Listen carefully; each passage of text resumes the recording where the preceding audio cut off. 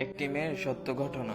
একজন মেয়েকে 50-60টা সাপের উপর কবর দেওয়া হয়েছিল 1986 সালের করাচির এক পত্রিকায়। সেই মায়ের লেখা চিঠিটি প্রকাশ পায়। তিনি লিখেছিলেন, আমার বড় মেয়ে কিছুদিন আগে মারা গেছেন। তাকে দাফন করার জন্য কবর খনন করা হয়েছিল। সেখানে 50-60টা সাপ কিলবিল কিলবিল করছিল।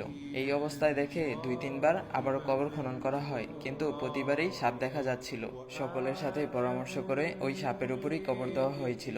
মেয়েকে কবর দেওয়ার পর তার বাবা অর্থাৎ আমার স্বামী নিজের মাথার চুল ছিঁড়তে শুরু করেছিল আর বলতেছিল আমার মেয়ে নামাজ রোজা সবকিছুই করত, কিন্তু পর্দা করত না। তাকে পর্দা করতে বলা হলে সে যা ইচ্ছা তা শুনিয়ে দিত। এক কথায় আমি ছিলাম ব্যর্থ বাবা, অথচ আজ সে ধনুকের মতো বেঁকে আছে। 1414 হিজরিতে শাবান মাসে আমার এক বন্ধু আমাকে জানালো এক এলাকার একটি ঘটনা। আমার আত্মীয় এক যুবতী মেয়ে মারা গেছে। মেয়েকে কবর দেওয়ার জন্য মেয়ের বাবা কবরে নেমেছিল। বাড়ি ফিরে এসে তার মনে পড়ল